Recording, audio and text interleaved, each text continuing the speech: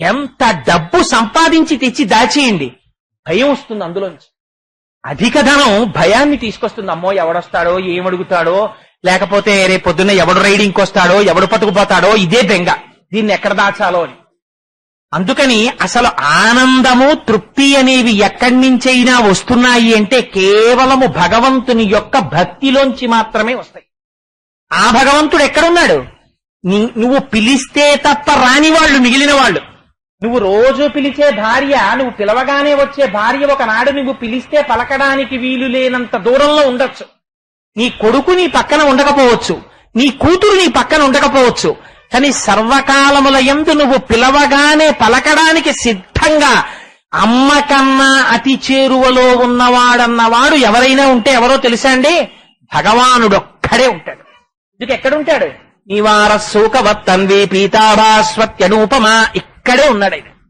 నువ్వు ఏం పిలు, నీకు ఎంత ఓపిక లేకుండా మనస్సు లోపల ఒక్కసారి ఆ నామస్మరణ చెయ్యి, వాడికి వినపడుతూనే ఉంటుంది, వాడు తృప్తి పొందుతూనే ఉంటాడు. ఆ భక్తి ఉన్న చోట పరిస్థితి ఎలా ఉంటుందో శంకరాచార్యులు వారు శివానంద లహరిలో చెప్తారు. భజ గోవిందం భజ గోవిందం గోవిందం భజ మూఢమతే సంప్రాప్తే సన్నిహితే కాలే నహి నహి రక్షతి డుక్రుంకరణి అని శంకర భగవత్పాదులు చెప్పినటువంటి మొట్టమొదటి శ్లోకాన్ని విజ్ఞాపన చేసి ఉన్నాను. మనకి అరిషడ్వర్గములని ఉంటాయి. అవి ప్రత్యేకంగా ఏం సాధన చేసి మనం తెచ్చుకోవలసినటువంటి అవసరం ఏం లేదు. అవి తమంత తాముగా మనకి సర్వకాలములయందు అనువర్తించి ఎప్పుడు కావాలంటే అప్పుడు వచ్చి మనని పతనం చేయడానికి సిద్ధంగా ఉంటాయి. అవే కామ క్రోధ లోభ మద మోహ మాత్సర్యములని. ఉత్తమే క్షణకోపస్య మధ్యమే ఘటికాద్వయం అథమే స్యాదహోరాత్రం పాపిష్టే మరణాంతక అని నీతి శాస్త్రం. ఉత్తముడైన వాడికైతే ఒక్క క్షణకాలం ఉంటుంది, మధ్యముడికైతే ఒక్క ఘడి ఉంటుంది. అధమే స్యాదహోరాత్రం, అధముడైన వాడికైతే ఒక రాత్రి ఒక పగలు, పాపిష్టి వాడికైతే చచ్చిపోయేంత వరకు ఆ కోపం ఉంటుంది. సరే, మనకొచ్చేటటువంటి కోపం సర్వకాలముల యందు మనకి శత్రువై ఉంటుంది. ఎంతటి వారినైనా సరే ఒక్కసారి కోపం అనేది వచ్చిందా, ఆ కోపమునకు వశుడై పశువై చెయ్యకూడనటువంటి పనిచేసి తాను భ్రష్టుడై తనతో పాటుగా మిగిలిన వాళ్ళని కూడా భ్రష్టత్వానికి తీసుకెడతాడు. అందుకే సుందరకాండలో వాల్మీకి మహర్షి కోపం గురించి కొన్ని అద్భుతమైన శ్లోకాలు చెప్పారు. కన్యాస్తే పురుష శ్రేష్ఠాః ఏ బుద్ధ్యా కోపమద్దితం విరుంధంతి మహాత్మానోద్దీప్తమగ్ని వివాంభస క్రుద్ధ పాపం న కుర్యాత్కః క్రుద్ధో హన్యాత్ గురూనపి క్రుద్ధ పరుషయా వాచ నరం సాధూ నధిక్షిపేత్ యస్యముత్పదితం క్రోధం సమయైవ నిరస్యతి యథోరగస్త్వచం జీర్ణాం సవై పురుషముచ్యతే అన్నాడు. ఒకసారి ఆ కోపం వచ్చి మనుష్యుణ్ణి వశం చేసుకుందా, వాడికి ఒళ్ళు పై తెలియదిహ. ఆ కోపము చేత తన గురువుని సంహరించడానికి కూడా వెనకాడడు. ఎంతటి పాపాన్నైనా మూట కట్టుకుంటాడు. కానీ ఎవరు ధన్యాత్ముడనిపించుకుంటాడంటే తనకి వచ్చినటువంటి కోపాన్ని తాను పరిశీలన చేసి, ఎక్కడి నుంచి వచ్చింది ఈ కోపం, ఎందుకు నా మనస్సు ఇంత వికారమునకు లోనైంది, నా మనస్సుని ఇంతగా మార్చగలిగినటువంటి ఈ కోపము యొక్క స్వరూపమేమి అని విచారణ చేసి, పాము తన కుబుసమును తాను విడిచిపెట్టినట్టు ఎవరు కోపమును విడిచిపెట్టి తన స్వస్థితి యందు తాను నిలబడతాడో అదిగో అటువంటి వాడు ధన్యాత్ముడు. మనకొచ్చేటటువంటి కోపం సర్వకాలముల యందు భ్రష్టత్వాన్నే కల్పిస్తుంది. కానీ మహాత్ములకి వచ్చేటటువంటి కోపం అటువంటి కోపం కాదు. సౌందర్యలహరిలో శంకర భగవత్పాదులు అంటారు, కాముడంత గొప్పవాడెందుకయ్యాడంటే కోరిక సామాన్యుల్ని పాడు చేస్తుంది. కానీ మహాత్ములకు ఉండేటటువంటి కోరిక లౌకికమైనటువంటి కోరికల యందు ప్రవర్తించకూడదనేటటువంటి కోరిక. ఆ కోరిక ఉత్తమమైన కోరికయై మోక్ష పదమునందు నడిపిస్తుంది. అలా మనకొచ్చే కోపం లాంటి కోపం కాదు. శంకరులకు కలిగినటువంటి ఖేదం మహోత్కృష్టమైనటువంటి ఖేదం. ఆ బ్రాహ్మణుణ్ణి చూసి ఆయన లోపల కలిగినటువంటి పరివేదన ఎంత దూరం వెళ్ళిందంటే, గురుగీతలో ఆ గురువు యొక్క స్థితి గురించి ఒక మాట అంటారు. ఏకాకి నిస్పృహ శాంత చింతాసూయా వివర్జిత బాల్య భావేన యోభాతి బ్రహ్మజ్ఞానీ సముచ్యతే అంటారు. ఆయన ఏకాకి, ఆయన ఒక్కడే ఉంటాడు. అంతటా నిండి నిబిడీకృతమైపోయినటువంటి పరబ్రహ్మముతో తాదాత్మ్యమును చెంది రెండిటిని చూడక సర్వకాలములయందు బ్రహ్మమునందు రమించేటటువంటి స్వరూపం ఉన్నటువంటి గురువుకి కోపం వస్తుందా? రాదు. పైగా గురువు యొక్క స్థితి నిత్యశాంతుడు. ఆయన ఎప్పుడూ ప్రశాంతమైనటువంటి స్థితిలో ఉంటాడు. అందున శంకరులు ఎటువంటి వారు? ఒక కాపాలికుడు వచ్చి, శంకరా మీ శిరస్సు కావాలన్నాడు. అంటే నా శిష్యులందరూ ఉండగా నా శిరస్సును నువ్వు తీసుకెడితే నా శిష్యులు అంగీకరించరు.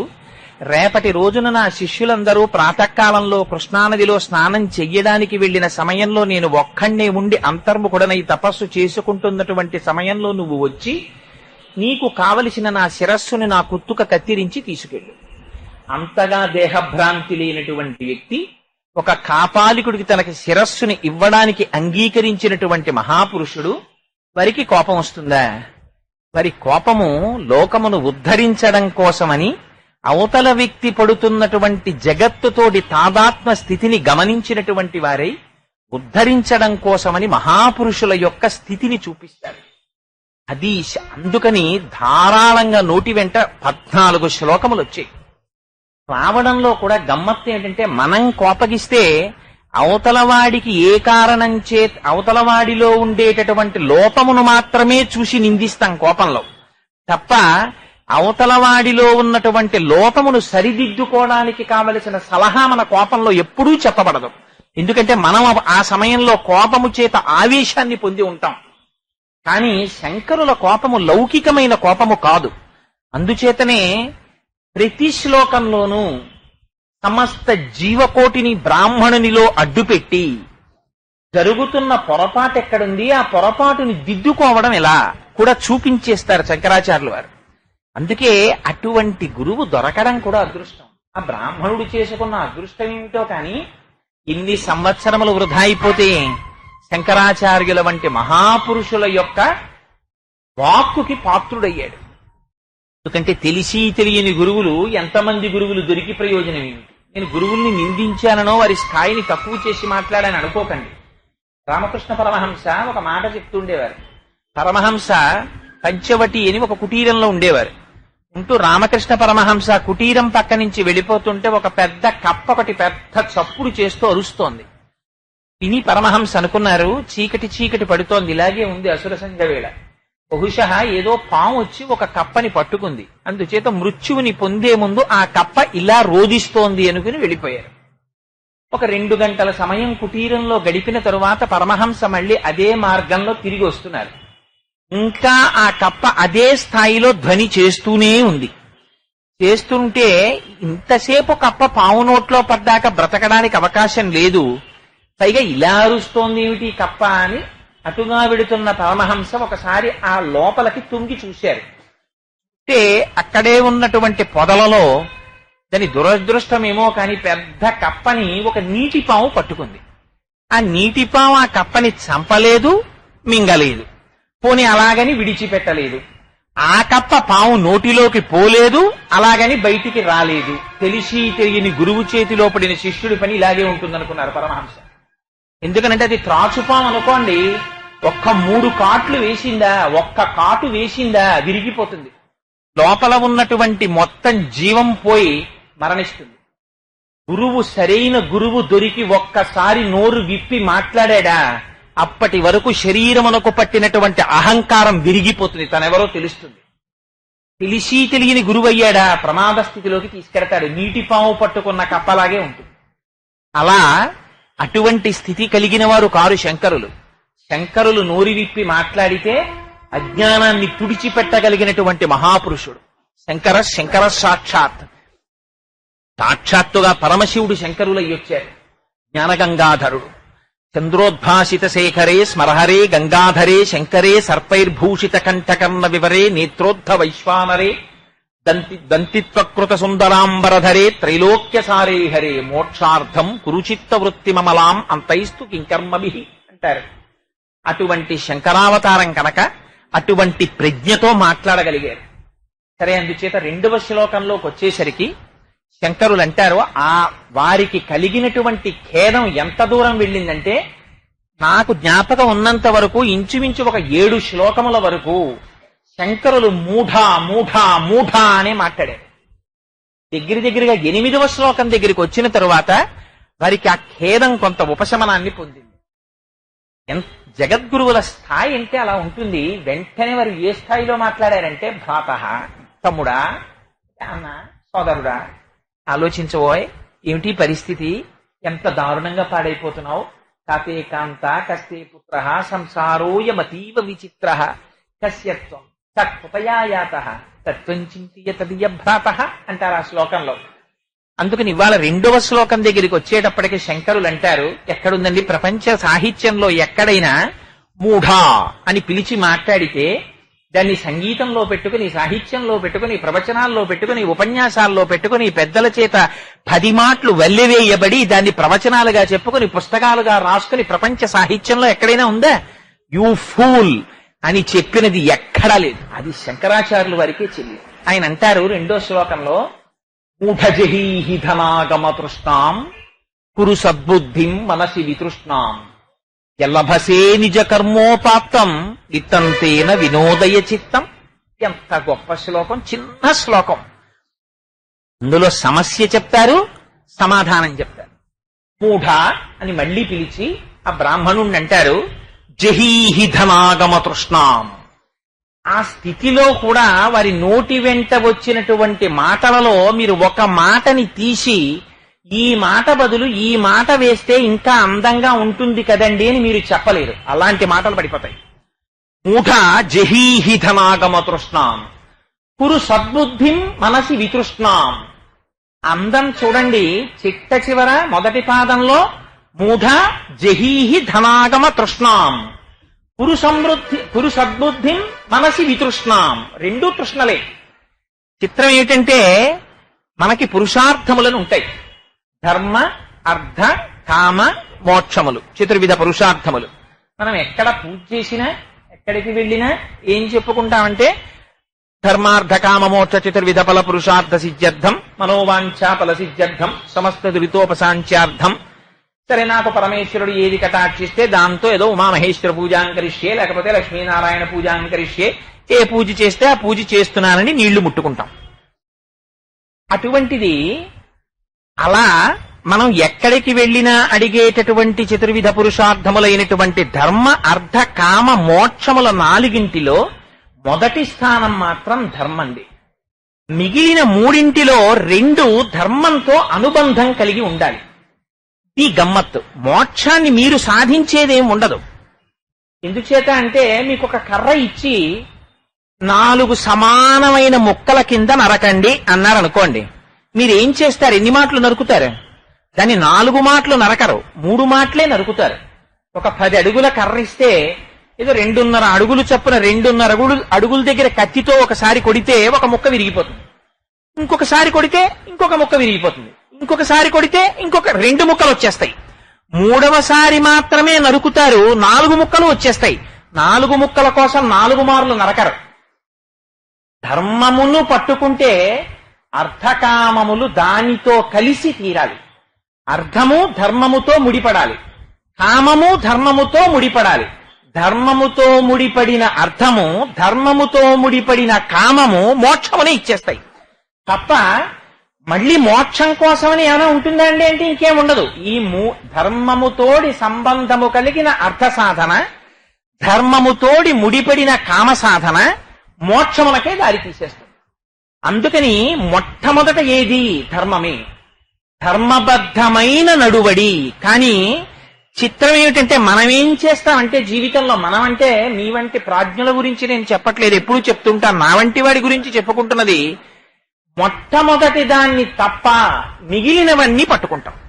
అందులో కూడా కామమనేటటువంటిది కూడా ఏదో ఒక స్థాయికి వెళ్ళిన తరువాత తుచ్చకామము గురించి మాట్లాడవలసి వస్తే, కానీ అర్థమనేటటువంటిది మాత్రం చాలా తొందరగా మనని పట్టుకుంటుంది. దీనికోసమే జీవితం అంతా పాడు చేసుకుంటారు. దీనికోసము శంకరాచార్యుల వారు భజగోవింద శ్లోకాలలో చెప్పినటువంటి మాటలు ఏదో పురాణ సంబంధంగా చెప్పేటటువంటి మాటలు కావవి. వారు చాలా గొప్ప గొప్ప మాటలు వేసేశారు.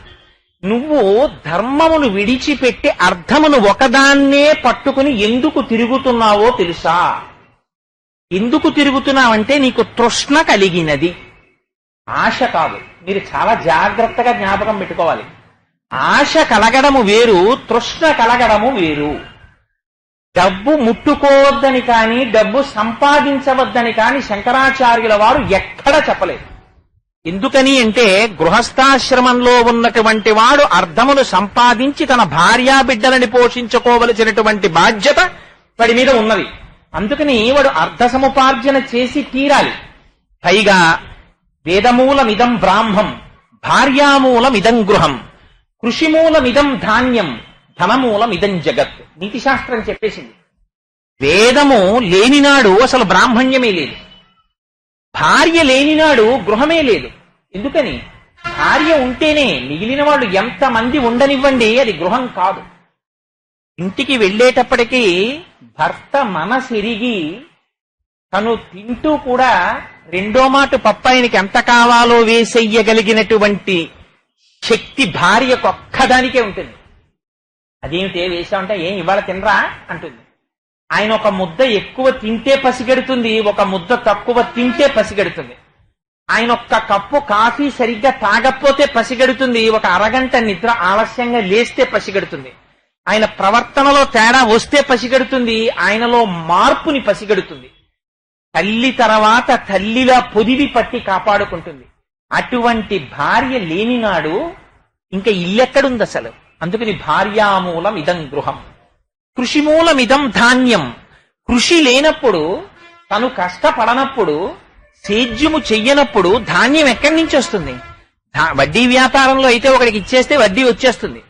కానీ కృషి చెయ్యకుండా ధాన్యం మాత్రం రాదు. కృషి చేస్తేనే ధాన్యం వస్తుంది. కృషిమూలమిదం ధాన్యం, ధనమూలమిదం జగత్. ధనము వల్ల మాత్రమే జగత్ ఉంటుంది. ఆ ధనము లేదా వాడు ఎందుకు పనికిరాడు. శాస్త్రము ఎక్కడైనా సరే అన్యాయంగా ఏం మాట్లాడదండి ఎప్పుడూను. సన్యాసి అయినటువంటి వాడికి డబ్బు మీద వ్యామోహం ఉండకూడదని చెప్పింది తప్ప, మీ అందరూ డబ్బులు వదిలేసేయండి, మీరందరూ డబ్బులు ముట్టుకోకండి, అలా శంకరాచార్యులు వారు ఎప్పుడూ మాట్లాడలేదు. నీతి శాస్త్రం కూడా ఎప్పుడూ అలా మాట్లాడలేదు. నీతి శాస్త్రం కూడా ఎంత ఖచ్చితంగా మాట్లాడిందంటే, నీకు ఒక వయస్సు వచ్చిన తరువాత నువ్వు డబ్బు సంపాదించకపోతే మాతా నిందతి నాభినందతి పిత భ్రాతాన సంభాషతే భృత్య కుప్యతి నానుగచ్చతి సుత భార్యాపి నాలింగతే అర్ధ ప్రార్థన శంకయా నకురుతే సల్లాపమాత్రం సుహృత్ తస్మాత్ నైతికమర్థమార్జన శృణు సఖే విత్తేన సర్వే వశాః అని చెప్పింది. అమ్మ ఎన్నడూ కొడుకుని నిందించదు. అమ్మ అంటేనే పోత పోసినటువంటి ప్రేమస్వరూపం. అటువంటి అమ్మ తండ్రి గారికి కొడుకు అందొచ్చి 4 రూపాయలు సంపాదించకపోతే నిందిస్తుంది. మాతా నిందతి నాభినందతి పిత. తండ్రి సంతోషంగా పిలిచి ప్రియమార కౌగిలించుకుని కొడుకు భుజం మీద చెయ్యేసి, శభాష్ నాన్న 4 రూపాయలు సంపాదిస్తున్నావురా అన్నట్ట. నాభినందతి పిత భ్రాతా న సంభాషతే. తోడ పుట్టినవాడు చిన్నప్పటి నుంచి ఇద్దరూ కలిసి ఆడుకుంటారు. అట్లాంటి అన్నదమ్ములు మాట్లాడతారు. వీడికి ఏం సంపాదన ఉంది కనుక అని చులకన చేసేస్తారట. అందుకని భ్రాతా న సంభాషతే భృత్య కుప్యతి. సేవకుణ్ణి రే ఇలా నీళ్ళు ఇలా పట్టరా అంటే, ఆ చెప్పారులేండి పెద్ద, ఓ రూపాయి ఇవ్వడం చేత కాదు కానీ జీతం అమ్మాయి గారు ఇస్తారు, మీరు ఏమి ఇస్తున్నారని 10 మాటలు పని చెప్తారు అంటాడు. నాను గచ్చతి సుత. తండ్రి ఇంటికి వచ్చేటప్పటికి కొడుకు గబగబా చెంబుతో నీళ్లు పట్టుకొచ్చి పంచ పైకి తీసి నాన్నగారి కాళ్లు కడిగి తువ్వాలతో పాదాలు తొడవట్ట. అసలు అలా తుడిచేవాళ్ళు కడిగేవాళ్ళు ఇప్పుడు ఉన్నారా అని నాకు అనుమానం. ఎక్కడైనా ఉన్నారేమో నాకు తెలియదు కానీ నాను గచ్చతి సుత. అందుకని కొడుకు అలా ఎదుర్రాడు. కాంతాపి నాలింగతే. భార్య ప్రియమార కౌగిలించుకోదు. రూపాయి సంపాదించడం చేత కాదు కానీ అంటుంది. అందుకని కాంతాపి నాలింగతే. అందుచేత అన్నింటికన్నా దారుణం ఏమిటో తెలుసా? అర్ధ ప్రార్థన శంకయా నకురుతే సల్లాపమాత్రం సుహృత్. వీడు కనపడితే ఏమయ్యా బాగున్నావా అంటే, ఎరా ఒక్క 100 రూపాయలు ఏం సర్దగలవా అంటాడేమోనని స్నేహితుడికి పని లేకపోయినా పక్క సందులోకి వెళ్ళిపోతాడు. ఎరా బాగున్నావా అని విష్ కూడా చెయ్యట, పలకరించట. అర్ధ ప్రార్థన శంకయా నకురుతే సల్లాపమాత్రం సుహృత్. ఇలా చెప్పానని ఎలా పడితే అలా డబ్బు సంపాదిస్తావేమో ఇక్కడ వేసేశారు చిట్ట చివరి పాదంలో. తస్మాత్ నైతికమర్థమార్జన శృణు సఖే, నీతి తప్పని సంపాదన సంపాదించు. విత్తేన సర్వే వశాహ, అలాంటి డబ్బు చేత నీకు సర్వము వశమవుతుంది అని నీతిశాస్త్రం చెప్పినప్పుడు సర్వశాస్త్ర పారంగతుడైనటువంటి శంకరులు గృహస్థాశ్రమంలో ఉన్న వాళ్ళని డబ్బు సంపాదించద్దు అని అంటారా? అనరు శంకరులు. కానీ శంకరులు దేని గురించి చెప్తున్నారో జాగ్రత్తగా అర్థం చేసుకోవాలి. ఆయన అంటారు, మూఢజహీహి ధనాగమ తృష్ణాం, ఓ మూఢుడా తృష్ణ విడిచిపెట్టు. ఎంత గొప్ప మాట వేసేశారో చూడండి. తృష్ణ అంటే ఏమిటో తెలుసా అండి? కోరిక కాదు. కోరిక వేరు, తృష్ణ వేరు. నాకు కోరిక పుట్టిందనుకోండి, సినిమాకి వెడదామని, పెళ్ళాను, టికెట్లు దొరకలేదు, ఆత్మహత్య చేసుకోవలసినంత అవసరం ఏముండదు అందులో. లేకపోతే ఇంటికి వెళ్ళిపోయి సినిమా టికెట్లు దొరకలేదని చెప్పి ఇంట్లో ఉన్న వాళ్ళందరినీ పట్టుకుని ఏం బాధేయరు. లేకపోతే దానివల్ల చాలా మానసిక ఖేదం వచ్చేసి పడిపోరు. సినిమాకి టికెట్ దొరకకపోతే రేపు పెడదాం అంటాడు, అలా అలా తిరిగి ఇంటికి వస్తాడు, టికెట్ దొరకలేదంటాడు. తృష్ణ అంటే ఏమిటో తెలుసా అండి? తన స్థితిని తాను మరిచిపోయి, తన కళ్ళు తనకి కనపడక, తన చెవులు తనకి వినపడక, తన దృష్టికి ఇంకొకటి కనపడక, కేవలం దానికోసమే తిరిగేటటువంటి పరిస్థితి వస్తే, ఆనాడు ఒకటి గుర్తు పెట్టుకోండి, మీరు దేనికోసమని అంత వెంపర్లాడుతున్నారో దాని చేత మీరు చులకనైపోతారు. చులకనైపోయిన నాడు మీరు తృణమవుతారు. ఎవడు తృష్ణతో తిరిగాడో వాడు తృణమై తీరుతాడు. తృణమంటే చులకన జలరుహతంత్రువు చులకన కన దూది కనము చులకన సొమ్మి అని చిన్నతనంలో చులకన గురించి మాకు పద్యం ఉండేది. అందరికన్నా చులకన ఎవరో తెలుసా? గడ్డిపరక చులకన, అంతకన్నా చులకన దూదిపించ చులకన, అంతకన్నా చులకన ఒకటి దగ్గరికి వెళ్లి చెయ్యి చాపినవాడు చులకన. అలా మీరు తృష్ణపడి నాకు ఇదే కావాలని మంకుపట్టు పట్టి కళ్ళు చెవులు ముక్కు నోరు మూసుకుపోయి, ఇది తప్ప నాకు ప్రపంచంలో వేరొకటి లేదు, నేను అడగను అని దానికోసమే ఎవడు తిరుగుతాడో అటువంటి స్థితికి తృష్ణ అని పేరు. అందుకే చిట్ట చివరికి అది దేనికి తీసుకెళ్లిపోతుందంటే అలా తిరిగినటువంటి వాడి మరణమునకు హేతువైపోతుంది, నిష్ప్రయోజకత్వాన్ని పొందేస్తాడు. అందుకే తృష్ణ అన్నమాట మృగతృష్ణ అన్న చోట వాడుతుంటారు. శంకరుల యొక్క పద గంభీర్యం చూడండి. వారు ఎటువంటి స్థితిలో మాట్లాడనివ్వండి శంకరులు. మూఢ జహీహి ధనాగమ తృష్ణాం, ఆ తృష్ణని విడిచిపెట్టు. ఈ తృష్ణ అన్న మాట ఎక్కడ వాడారో తెలుసా అండి? భాగవతంలో దశమస్కంధంలో చూపిస్తారు తృష్ణ అంటే ఎలా తిప్పుతుందో. కృష్ణుడు చాలా చిన్న పిల్లవాడిగా ఉన్నాడు. ఉన్నప్పుడు యశోదాదేవి ఒకనాడు ఒడిలో కూర్చోపెట్టుకుని పిల్లవాడిని కూర్చుంది. ఎందుకో పిల్లవాడు చాలా బరువుగా అనిపించాడు. అనిపిస్తే ఆ పిల్లవాడిని కింద పెట్టేసింది. కింద పెట్టేసి కూర్చుంది. ఎక్కడి నుంచి వచ్చిందో పెద్ద సుడిగాలి ఒకటి వచ్చింది. వచ్చి ఆ సుడిగాలి పిల్లవాణ్ణి గిరగిర తిప్పి పైకి తీసుకుపోతోంది. ఆ యశోదాదేవి ఆ పిల్లవాణ్ణి అలా పైకి తీసుకుపోతోంది. ఆ ఉన్నటువంటి ఆ నందవ్రజం అంతా కూడా ఎక్కడ చూసినా ఆ సుడిగాలికి ధూళి రేగిపోయింది. సుడి ఎడుగని హరిసుడివడ సుడిగాలి తెరంగు రక్కసుడు విసిరిడియా సుడిగాలి ధూళి కంగుల సుడివడ గోపకులు బెగడి సుడివడిరధిపా అన్నారు పోతన గారు. ఆ సుడిగాలి చేత వచ్చినటువంటి ధూళి కన్నుల్లో పడి ఎవ్వరికీ కళ్ళు కనపడడం మానేసి, అంతగా విశేషమైనటువంటి ధూళి లేచి ఆ లేచినటువంటి ధూళి కృష్ణ పరమాత్మని కూడా చుట్టి పైకి తీసుకుపోతోంది. తీసుకుపోయిన తరువాత కొంతసేపటికి సుడిగాలి తగ్గింది. యశోదాదేవి చూసి ఏడిచింది. ఇక్కడ పెట్టి తనయుడిక్కడ నాడుచునుండె గాలి తానెక్కడ నుండి వచ్చే శిశువెక్కడి మార్గము పట్టిపోయనేడెక్కడ చూతునంతు అసితేక్షణ గ్రేపు తెరంగు కిన్నయ్యై రొక్కుచువాలు గోవు క్రియ భూస్థలివాలె దురంత చింతయ్యై అంటారు పోతన గారు. అయ్యో పిల్లాన్ని ఇక్కడ పెట్టాను, పిల్లాడు ఆడుకుంటున్నాడు, ఎక్కడి నుంచి వచ్చింది సుడిగాలి? వచ్చిన సుడిగాలి పిల్లవాణ్ణి గిరగిరా తిప్పి పైకి తీసుకుపోయింది. ఎక్కడ వెతుకుతానని ఆ యశోద ఇతర గోపకాంతలు గోపాల బాలురు అందరూ కలిసి పరిగెడుతూ వెతుకుతున్నారు. ఆ వచ్చినటువంటి వాడి పేరు తృణావర్తుడు. తృణము అంటే అన్నింటికన్నా తేలికైనటువంటి ఒక గడ్డి పరక.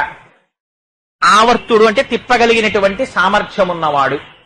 ఆ సుడిగాలి రూపంలో వచ్చినటువంటి రాక్షసుడు గడ్డి పరకగా చేసి కృష్ణ పరమాత్మని చుట్టు తిప్పి పైకి తీసుకుపోయాడు.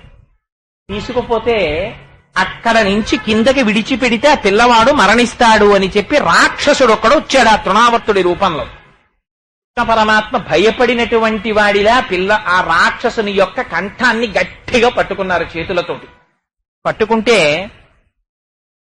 హరికరతల పీడనమున్న పరవశుడై రాల మీద భగ్నాంగకుడై సురవైరి భటుడు కూలెను పురభంజను గోల కూలు పురముంబోలెన్ అంటారు పోతన గారు. ఎక్కడ శివకేశవ భేదాలు? పోతన గారి లాంటి మహాపురుషులకి ఎక్కడా కనపడవు. వెంటనే పరమశివుడితోటే ఉపమానం వేసేస్తారు. సుడియరుగని హరిసుడివడ సుడిగాలి తెరంగు రక్కసరు హరికరతల పీడనమున్న పరవశుడై రాల మీద భగ్నాంగకుడై సురవైరి భటుడు కూలెను పురభంజను గోల కూలు పురముంబోలెన్.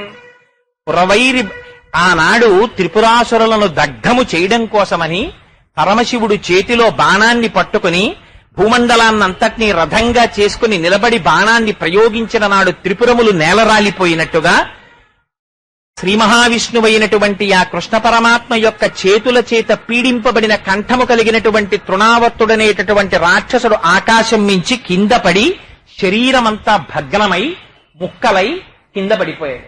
వెతుక్కుంటూ వచ్చారు యశోదాదులు. ఆ పిల్లవాడిని చూశారు, ఎంతో సంతోషించారు. వాళ్ళది ఒక ప్రగాఢమైనటువంటి భక్తి. వాళ్ళకి పిల్లవాడు ఎలా బతికాడని ఎప్పటికప్పటికే సంతోషం. కానీ పోతన గారు మాత్రం చాలా అందమైన పద్యం ఒకటి చెప్పారు అక్కడ. ఆయన అన్నారు, గత జన్మంబులనేమి చేసితిమో యాగశ్రేణులేనేమి చేసితిమో ఎవ్వరికేమి పెట్టితిమో ఏ చింతారతిన్ పొద్దుపుచ్చితిమో సత్యంబులనేమి పల్కితిమో ఇప్పుడు చూడగంటిమి చటన్ కృష్ణార్భకు నిర్భయున్ అన్నారు.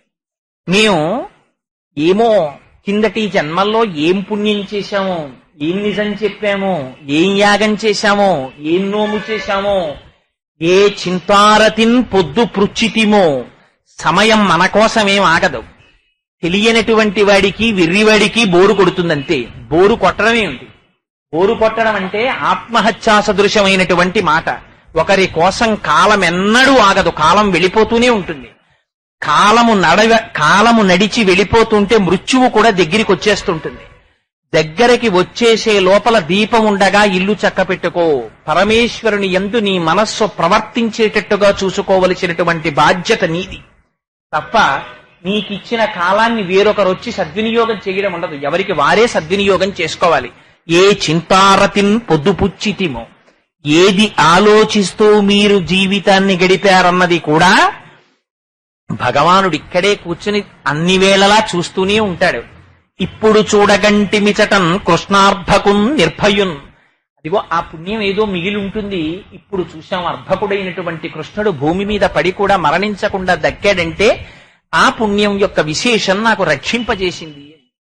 అయితే ఇందులో ఉన్నటువంటి ప్రధానమైన విషయం, ఈ తృణావర్తుడనేటటువంటి రాక్షసుడు సుడిగాలి రూపంలో వచ్చి తిప్పడం అంటే ఎవరు అర్థమునందు విశేషమైనటువంటి తృష్ణని పొంది ఉంటారో, అర్థమునందు ప్రయోజనము చేత భగవాను దింపేసుకుంటాడో, భగవంతుడితోటి సంబంధాన్ని విడిచిపెట్టుకొని సర్వకాలములయందు అర్ధార్జనమునందు మాత్రమే మనస్సు లగ్నము చేసి ఉంటాడో, రెండూ దరిద్రములే. ఒకడు కావలసినంత ఐశ్వర్యముండి వేల పట్టున అన్నం తినలేనివాడు దరిద్రుడే, తిందామంటే అన్నం లేనివాడు దరిద్రుడే. వాడికి ఉంది, కావలసినంత ఉంది, ఏం ప్రయోజనం? వాడికి వేల పట్టున తిందామంటే ఒక్క క్షణం ఖాళీ ఉండదు, ఎప్పుడూ డబ్బు కోసం తిరుగుడే. తేనెటీగ చూడండి, లేచింది మొదలు తిరుగుతూనే ఉంటుంది.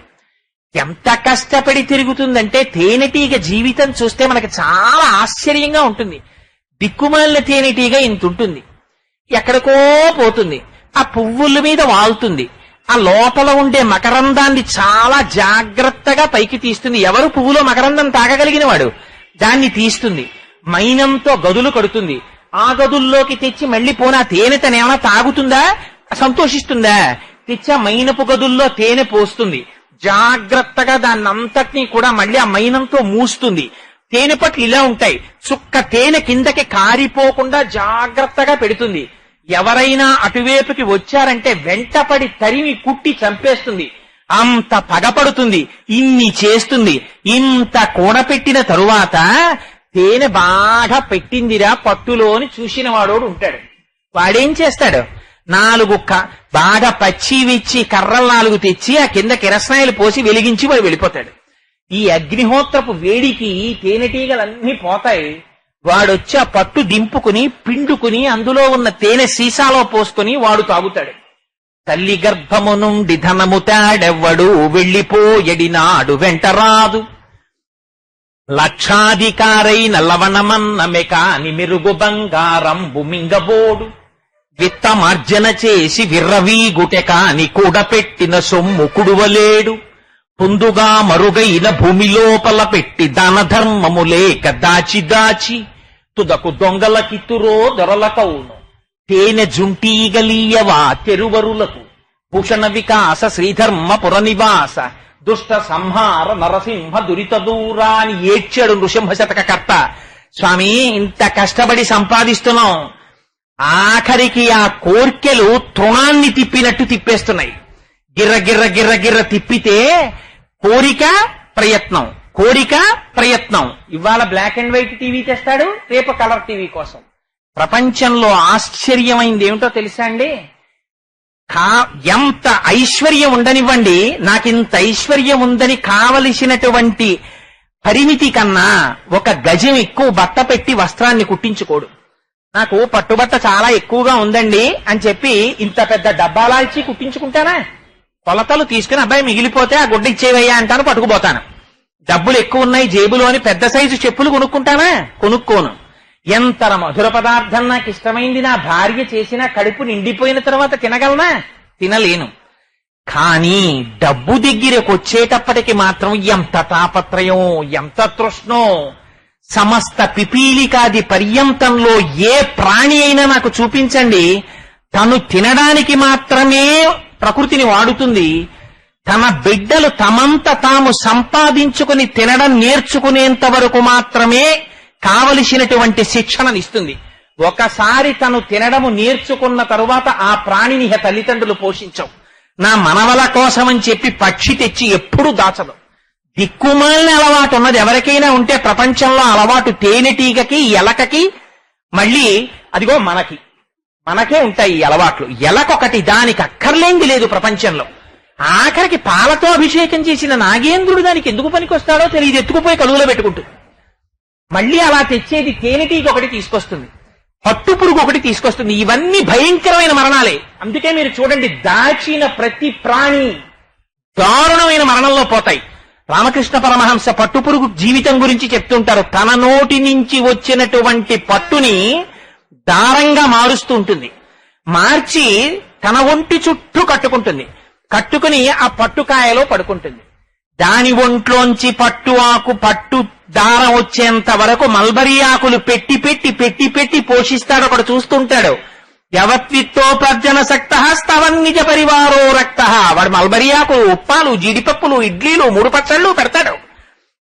ఒకనాడు అది మల్బరీ ఆకులు తినడం మానేస్తుంది. ప్రశాంతంగా పడుకుంటుంది. సంపాదించగలిగిన నాళ్లు సంపాదించింది, ఇవ్వగలిగినంత పట్టుదారం ఇచ్చేసింది.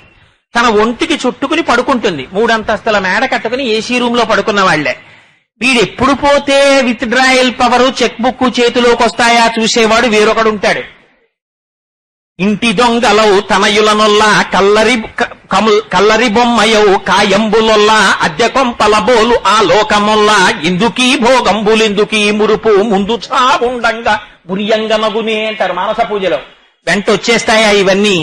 కింవానేన ధనేన వాజికరిభి ప్రాప్తేన రాజ్యేన కింవా మిత్ర పశుభిర్దేహేన గేహేన కిం జ్ఞాతైతక్షణభంగురం సపతిరోత్యాద్యం మనోదూరత స్వాత్మార్థం గురువాక్యతో భజ భజ శ్రీ పార్వతీ వల్లభం అంటారు శంకర భగవత్పాదులు. వెనక వచ్చేటటువంటిది ఏదీ రాదు. ఎలా వచ్చాడో అలా వెళ్ళిపోయి అన్నవికారంగా పెరిగిపోయినటువంటి శరీరాన్ని తీసుకెళ్లి కట్టెల్లో కొడుకు కూడా కాల్చేసి ఇంకా ఒంటి కంటి పెట్టుకుపోయిన వ్యానవాయువుని విడదీసి మా నాన్న వదలడు, శిథిలమైపోయిన ఇంటి మీద ఇంకా ఆస్తి హక్కు పెట్టుకున్నట్టు దీన్ని వెంటబడి తిరుగుతున్నాడు అని విడిపించేసి అంత్యేష్టి సంస్కారం చేసి కొడుకు కూడా వెళ్ళిపోతాడు. వెళ్ళిపోతే ఆనాడు దిక్కు లేక ఆకాశంలో నిలబడి ఏమిటి తన వెంట వచ్చేది, జోలె తగిలించుకుని తను చేసిన పుణ్యం ఏదైనా ఉంటే అదొక్కటే పట్టుకు తిరుగుతాడు. ₹1,00,000 ఇస్తే ₹6 గోదానం చేస్తాడు తప్ప నిజంగా పిఠాపురం సంత నుంచి ఆవును తెస్తాడు వాడు. కొడుకు గోదానం కూడా చేయడు. నీ పుణ్యం ఏమైనా ఉంటే నువ్వు చేసుకోరా, ఇది శంకరాచార్యుల వారి బాధ. ఎంతకని తిరుగుతావురా డబ్బు కోసం, ఎంత డబ్బు సంపాదించేస్తే నాకు తృప్తి చెప్పు. ఇంత డబ్బు సంపాదించేసిన తరువాత నాకు తృప్తి ఉండదే. మొట్టమొదట సైట్ కొనుక్కుంటే చాలు. సైట్ కొనుక్కున్న తర్వాత అది మంచి సెంటర్లో ఉండాలి. సెంటర్లో ఉన్న తర్వాత అందులో చాలా మంచి సౌకర్యాలతో ఇల్లు కట్టుకోవాలి. ఇల్లు కట్టుకున్న తర్వాత ఫస్ట్ ఫ్లోర్ వేయాలి. ఫస్ట్ ఫ్లోర్ లోకి అద్దెకున్న వాళ్ళు మంచి వాళ్ళు రావాలి. ఊళ్ళో అందరికన్నా 2,000 అద్దెక్కి ఇవ్వాలి. మళ్ళీ అది బ్యాంకులో వేసుకోవాలి. దానికి ఎన్నో లెక్కలు చూసుకోవాలి. బ్యాంకు వడ్డీ ఎంత వస్తుంది, మనం ఇచ్చే అద్దె ఎంత వస్తుంది, ఇన్ని చూసుకోవాలి. దీనికి అంతెక్కడ, ఎంత ఇంత అన్నము తింటే వీడికి తృప్తి ఉంది శాస్త్రంలో. ఇంత బట్ట ఉంటే వీడికి చొక్కా కుట్టుకోవడానికి సరిపోతుంది ఉంది ప్రమాణం.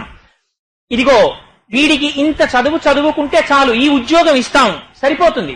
ఏదో చెప్తారు, a graduate in any discipline is fit to hold this post, advertisement ఇస్తారు సరిపోతుంది. కానీ ఇదిగో ఇంత ఉంటే వీడికి తృప్తి చూపించండి, అక్కడ మాత్రం తృప్తి లేదు.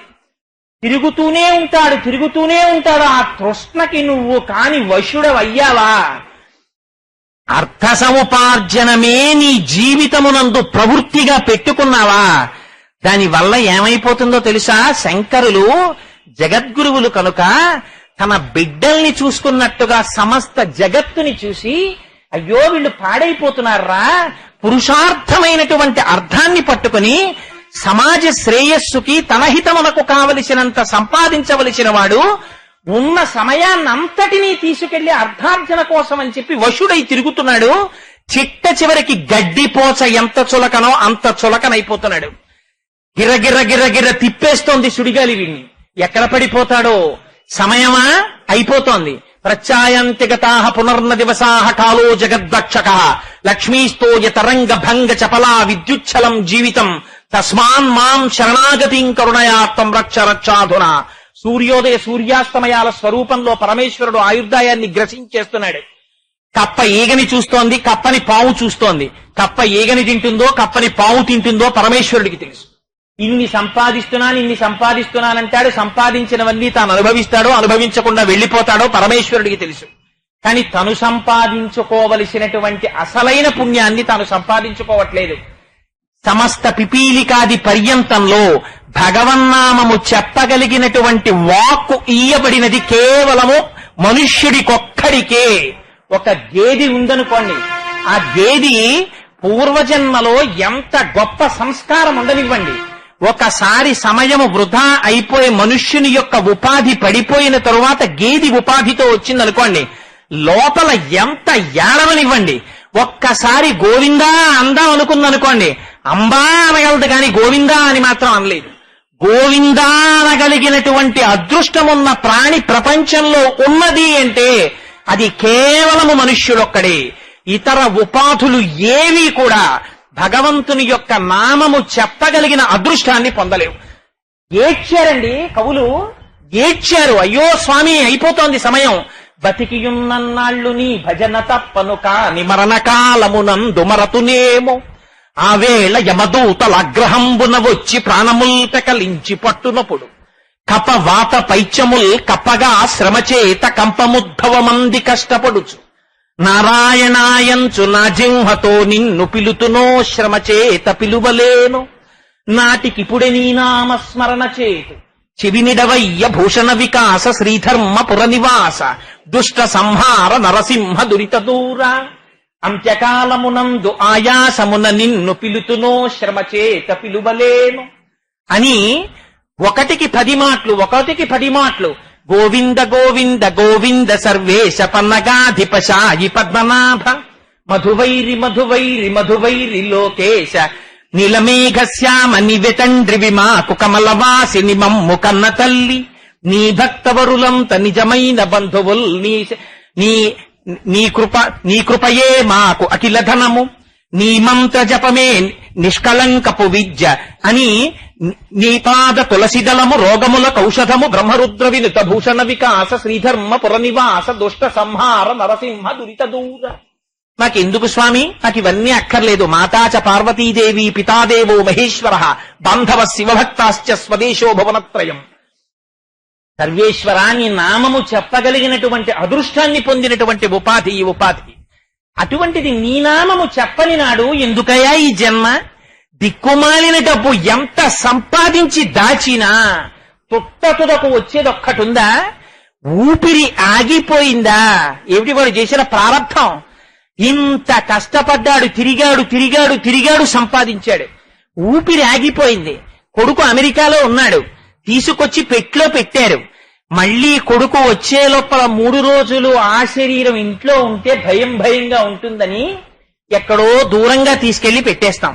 పెట్టేసి అమెరికా నుంచి కొడుకు విమానం దిగాడని తెలిస్తే తీసుకొచ్చి ఐసు పెట్టి అక్కడ పెట్టి ఒక్కసారి మూత తీసి గబగబా సంస్కారం చేసి, ఆ కొడుకు సంస్కారం చేసే ముందు ఇలా ముట్టుకుంటే చల్లగా శరీరం తగిలితే జుగుప్సని పొంది వేళ్లకి తండ్రి కష్టపడి సంపాదించి పెట్టుకున్న ఉంగరాల దగ్గర నుంచి తీసేసి మెడలో వేసుకున్నటువంటి రుద్రాక్ష మాల కూడా తీసేసి కేవల శరీరంలో బీరువాలో ఎన్ని జతల బట్టలు ఉండనివ్వండి, ఒక్క 6 గజాల తెల్ల కద్దరు వస్త్రం ఒకటి తెచ్చి ఆ శరీరానికి వేసి నారతో గడ్డిలో పడుకోపెట్టి కొత్త కర్రల మీద పెట్టి కట్టి 4 తీసి మోసుకెళ్లి కట్టెల్లో పారేసి దగ్ధం చేస్తున్నారే.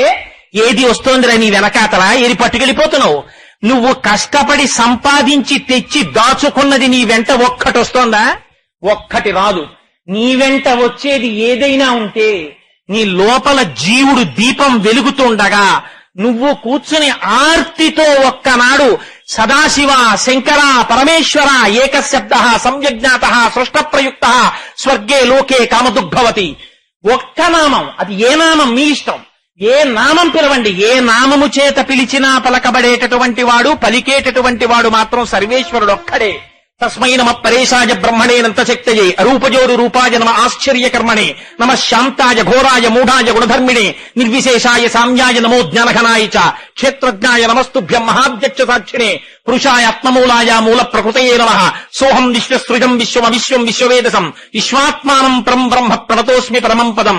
యోగరంధిత కర్మాణో హృదియోగ విభావతే యోగినోయం ప్రపశ్యంతి యోగేశం తం నతోస్మృహం. నమో నమస్తే కిల కారణాయ నిష్కారణాయ అద్భుత కారణాయ సర్వాగమన్నాయ మహార్ణవాయ నమోపవర్గాయ పరాయణాయ.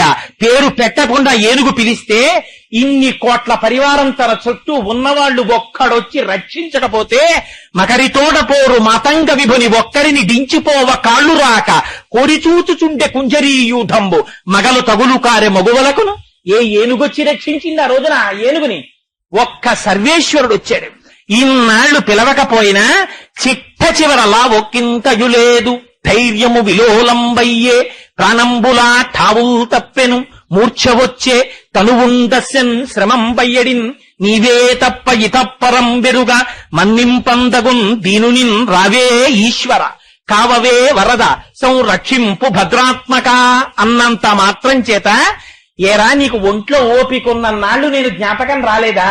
మహానుభావుడు ఎక్కడో అల వైకుంఠపురంబులో నగరిలో అమూల సౌధంబుదాపల మందార వనాంతరామృత సభ ప్రాతేందు కాంతోపలోత్పల పర్యంకరమా వినోదియగు ఆపర్ణ ప్రసన్నుండు విత్పల నాగేంద్రము పాహి పాహియన కుయ్యాళించి సౌరంభియై. పరిగెత్తు రాలా? ఆ నామమునకున్నటువంటి శక్తి అటువంటిది. సుందరకాండకి శక్తి ఎక్కడి నుంచి వచ్చింది? రామ కథ రామనామము 1కి 10 మాటలు చెప్పబడ్డాయి కాబట్టి వచ్చింది. ఇది పరివేదన శంకరాచార్యుల వారిది. అరెరే మనుష్య జన్మ పొందావురా, 84 లక్షల జీవరాశులలో ఇన్ని కోట్ల జన్మలెత్తి ఎన్నో మాటలు పైకి కిందకి పడిపోయి చీమై దోమై ఈగై బొద్దింకై కుక్కై పందై నల్లై పిల్లై తిరిగి తుట్టతుదకు పరమేశ్వరుని యొక్క నిర్హేతుక కృపా కటాక్ష వీక్షణముల చేత ఈనాడు మనుష్య జన్మ పొందావు. నీకు తప్ప వేరొకరికి అధికారం లేదురా భగవత్తుని యొక్క నామం చెప్పగలిగినది. ఒక్క నామం, ఓ రామ, ఓ శివ, ఓ గోవింద, ఒక్క నామం అనరా పరిగెత్తుకొస్తాడు రా సర్వేశ్వరుడు. అది మానేసి డుక్కురుంకరని పట్టుకుంటావా? దేని కొరకురా? ఇంకా డబ్బు సంపాదిద్దామనే. సంపాదించి తీసుకెళ్లి ఏం చేస్తావు? ఇంత సంపాదించిన కొద్దీ జరిగేది ఏమిటో తెలుసా? దగ్గర తృష్ణ అన్నారు. అందుకని భాగవతంలో కళ్ళు మూసుకుపోయాయన్నారు. సుడిగాలి ధూళి కన్నుల సుడివడ గోపకులు బెగ సుడివడి రజిపా అన్నారు. ఆ కళ్ళు మూసుకుపోతాయి. పెద్దలైనటువంటి వారి ఇంటికి వస్తారు, వాడి అదృష్టవశాత్తు. వాడి ఇంటికి వచ్చి కూర్చుంటే, అటువంటి మహానుభావుడు ఇంటికి వస్తే వాడు అదృష్టవశాత్తు కబీర్ దాస్ గారి జీవితంలో నిజంగా జరిగిందండి. ఒక జమీందార్ ఇంటికి కబీర్ దాస్ గారు రోజు వెళ్లి అడిగేవారు, ఒరే నాయన జీవితం అంతా పాడి చేసేసుకుంటున్నావురా, ఒక్కసారి నీకు మంచి మాటలు చెప్తాను వినరా అనేవారు. నీకేం పనా పాడా? మంచి మాటలని చెప్తుంటావు, నాకేం ఒక వ్యాపారమా 2 వ్యాపారమా? ఈ ఫోన్ తీసి ఇలా పట్టుకోవాలి, ఈ సెల్ ఫోన్ తీసి ఇలా పట్టుకోవాలి, స్కూటర్ మీద వెళ్ళిపోతూ కూడా సెల్ ఇలా పట్టుకోవాలి. నేను సమాజానికి ఎంత ప్రమాదకారినో తెలుసా? స్కూటర్ మీద వెళ్ళిపోతూ సెల్ ఫోన్ పట్టుకున్నవాడు సాక్షాత్ యమధర్మరాజు గారి చేతిలో పాశం లాంటి వాడు. వాడు ఎవడి మీద పడతాడో తెలియదు. అందుకని వాడు సాకారంగా మనుష్య రూపాన్ని పొందినటువంటి యమధర్మరాజు చేతి పాశము. నీకటువంటి దుష్ట స్వరూపం కలగకూడదనుకుంటే స్కూటర్ మీద సెల్ ఫోన్ అట్టుకుని ఎప్పుడు వెళ్ళకు. అంత దౌర్భాగ్యం మండిపోతుంటే నువ్వు అంత ఇంపార్టెంట్ పర్సన్ అయిపోతే ప్రపంచంలో ఆగి మాట్లాడుకుని మళ్ళీ వెళ్ళు. అందుకని అదిగో అంత నీకు ఖాళీ లేనంతగా వ్యాపారాల్లో నిండి నిమగ్నం అయిపోతే, నీకు ఖాళీ లేకపోతే చిట్ట చివరికి ఏమవుతుంది? పాడైపోయేవాడేవాడు. నువ్వు ఏది సంపాదిస్తున్నావో ఆ సంపాదనని పంచుకునేవాళ్ళు వెనకాతలుంటారు. వీళ్ళందరూ చిట్ట చివర మాటాలు వేసుకుని ఇవన్నీ తీసేసుకుంటారు.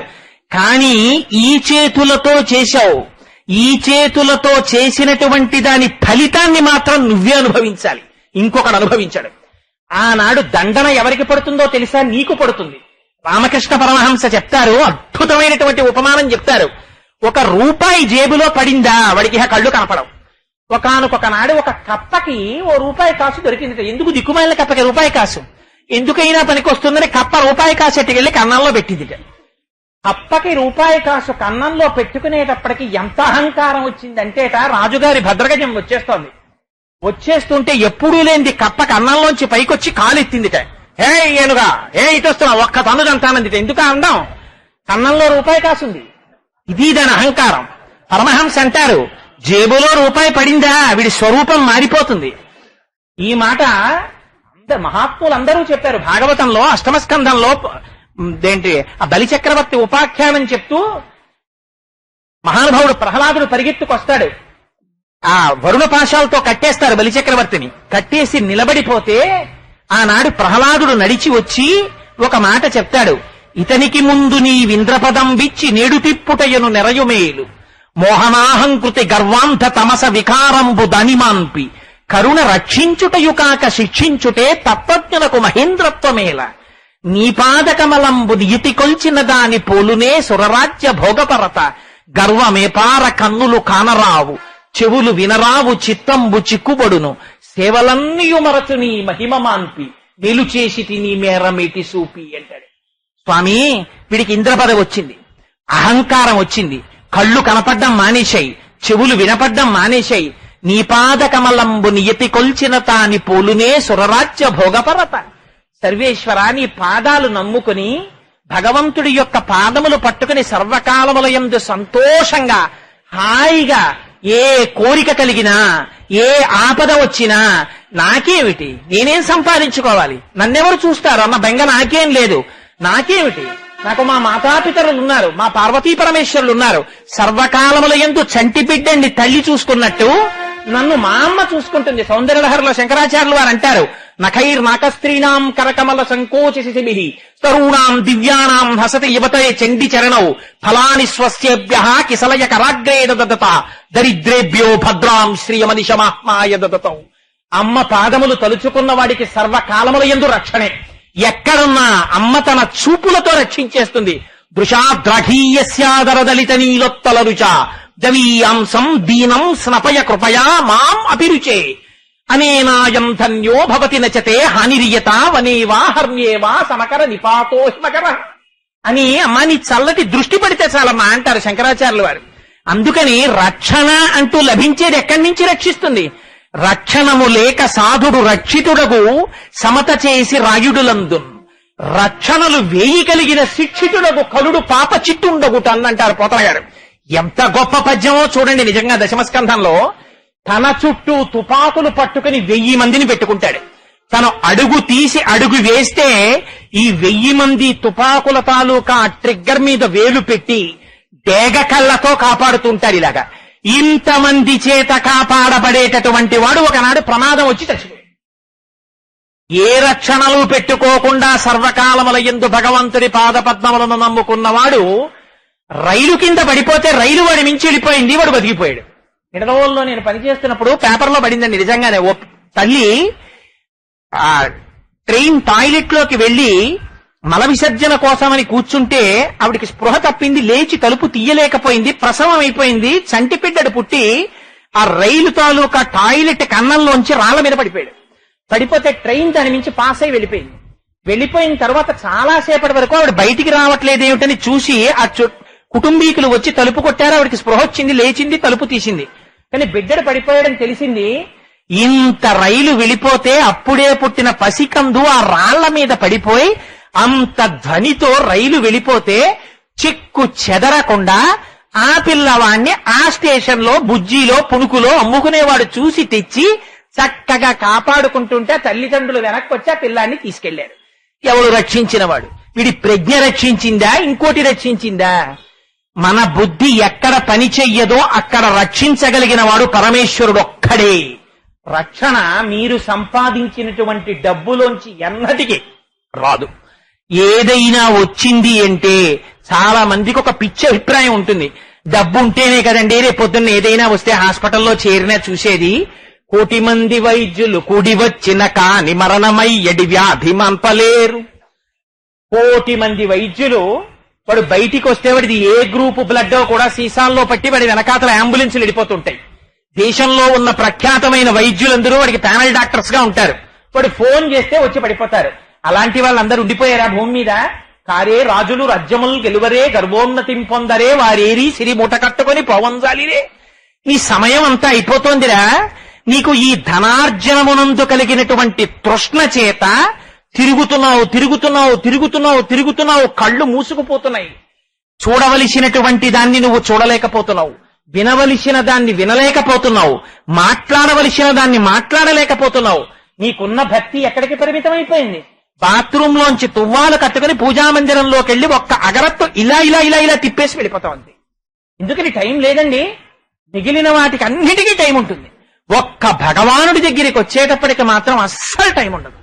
టిఫిన్ విషయంలో రాజీ ఉండదు, స్నానానికి రాజీ ఉండదు, లేకపోతే అన్నం తినడానికి రాజీ ఉండదు. దేనికైనా టైం ప్రకారం జరుగుతాయి. ఒక్క భగవంతుడి దగ్గర కూర్చోడానికి మాత్రం టైం లేదని చెప్పి వెళ్ళిపోవడానికి మనకి తేరగా దొరికేవాడు ఆయన ఒక్కడే. ఆయన కూడా టైం లేదండి ఇక్కడి నుంచి వెళ్ళిపోయాడు అనుకోండి, ఒక్కసారి వీడి బతుకేమిటో బయటపడిపోతుంది. కానీ ఆయనకి ఆ కృతజ్ఞత లేదు పాపం. అందుకని నీకు ఇన్ని శ్వాసలు ఇచ్చాను కదరా అని ఆయన మాత్రం ఇక్కడ కూర్చుని ఉంటాడు పాపం, వెర్రివెళ్ళే. అందుచేత శంకరులు ఇదిగో ఈ అర్థార్జన యందు తృష్ణతో తిరిగేటటువంటి దౌర్భాగ్య స్థితిని పొందిన జగత్తుని చూసి అసహ్యించుకుని చెప్పిన మాట. నువ్వు పాడైపోతున్నావురా, డబ్బు కోసం తిరుగుతున్నాడని శంకరాచార్యుల వారికి కోపం కాదు. అదే ప్రమేయంగా పెట్టుకుని ఇతర ప్రయోజనం మరిచిపోయి, నువ్వు ఎందుకు వచ్చావో మరిచిపోయి, ఎంత కష్టపడితే మనుష్య శరీరం వచ్చిందో మర్చిపోయి ఆ తృష్ణతో తిరుగుతున్నావురా. వితృష్ణాం. అందుకని ఆ తృష్ణని తీసేయి. ప్రయత్నపూర్వకంగా ఆ తృష్ణని పక్కన పెట్టి దానిలో దేన్ని నింపుకుంటావు? మూఢజహీహి ధనాగమ తృష్ణాం కురు సద్బుద్ధిం మనసి వితృష్ణాం. సద్బుద్ధిని నింపుకో. అందులో భగవంతునికి సంబంధించినటువంటి ఆలోచనలను నింపడం నేర్చుకో. ఎందుకని? ప్రశాంతత అనేది ఎక్కడి నుంచి వస్తుందో తెలుసా అండి? అసలు నిజంగా ప్రశాంతత ఎప్పుడు వస్తుందంటే, చంటి పిల్లలు చూడండి, వాళ్ళు చాలా హాయిగా ఉంటారు. వాడు మీరు ఎప్పుడైనా డే టైం ట్రైన్ లో జర్నీ చేసిన వాళ్ళు కాబట్టి మీకు అందరికీ తెలుసు, పిల్లలు కాసేపు కూడా కూర్చోరు. వాడు అమ్మ నేను ఆ బెర్త్ ఎక్కుతానంటాడు, ఆ బెర్త్ ఎక్కుతాడు. బెర్త్ ఎక్కిన వాడు పోనీ పైన ఏం పడుకుంటాడు ఏంటి వాడు అటు పాకుతాడు ఇటు పాకుతాడు, దాని మించి ఎదురు దాని మీదకి దూకుదామని ప్రయత్నం చేస్తాడు. అమ్మ పక్కన మాట్లాడుతూనే ఉంటుంది కానీ దృష్టి అంతా ఎక్కడ ఉంటుందో తెలుసా అండి ఆవిడికి తెలుసు వీడి దేని నుంచి దేని మీదకి దూకుతాడు అని. చూసుకుంటూనే ఉంటుంది. వాడికి ఏమిటి ధైర్యం? కింద అమ్మ ఉంది, పోని అక్కడి నుంచి దింపుతుంది, కిటికీ పక్కన సీట్ అంటాడు, పోని కూర్చోబెడితే వింటాడా? చలిగాలి నీకు పడదరా అంటే అద్దం ఎత్తమంటాడు, పోని అద్దం ఎత్తితే ఊరుకుంటాడా? చిడతలు కదుపుతాడు. అది చేతుల మీద పడిపోతుందేమో అని అమ్మకి భయం. ఒక పక్క మాట్లాడుతూనే ఉంటుంది, ఆ అద్దం కింద చెయ్యెత్తి పెట్టుకుంటుంది.